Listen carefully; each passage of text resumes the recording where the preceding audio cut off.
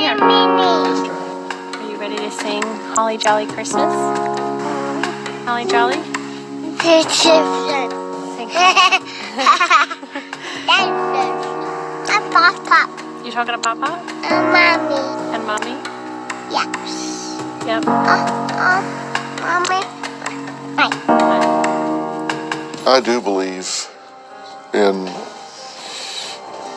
afterlife awareness, and I do believe that Shannan and Nico and Bella and Cece have access. And What did they say to me when they came to see me? have they? Yes. And what did Cece say? The first night when they found Shannon's body.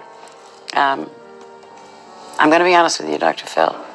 I was laying in the bed weeping so hard, talking to God, and I said, you know, I could just end my life now and go find my daughter. I had fallen asleep.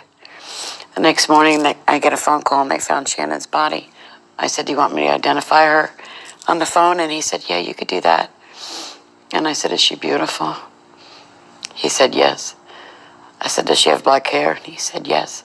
And I said, then you have my daughter. That night, I was laying in bed, and I just felt a presence, and I heard my daughter. I felt her, and I heard her say, I love you, Mommy, and I'm sorry. She told me she was at peace. I finally fell asleep with my daughter at my presence, and she slept with me. I just felt her. The following day, I get a phone call, and they said, Sandy, we found your granddaughter, but we're not sure which one. And I said, Bella's a little taller. She's pretty slimmer. She don't get a little belly. And if you pull her hair up a little bit, because I do their hair, and it would be so long, you know. And then I realized all the oil, they would never know. So they said, who's the one that wears a pull-up? And I said, that would be Cece. They said, well, then we have Cece. And I said, well, keep going. I said, find my Bella. And 2 hours later, they did. It was hard for them to even tell us. You know, you could hear it in their voices.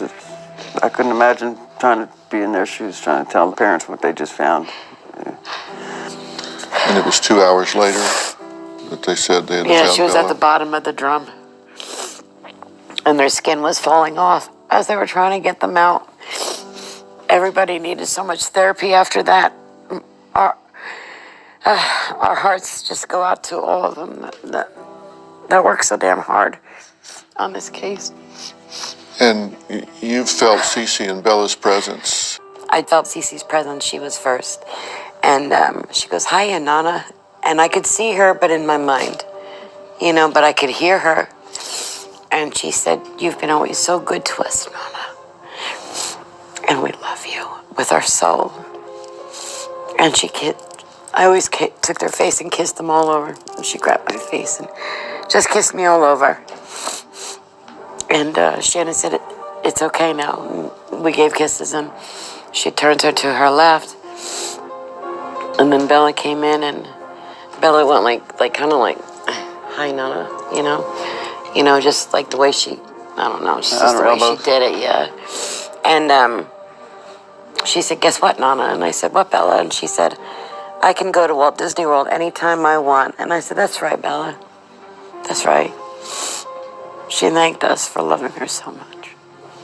And that's how you remember those two? After I saw Bella and Cece, and then Shannan was standing there. I could see her body, but like kind of like see-through, and then just her upper part turned, and then I couldn't see who was handing the baby to her, and she handed me my grandson, and it's just like Frankie. It's crazy, but looks just like Frankie.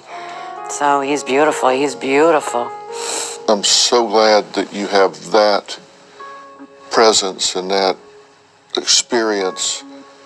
It saved my life. It saved my life. Rather than the experience of just how they were found. Mm-hmm.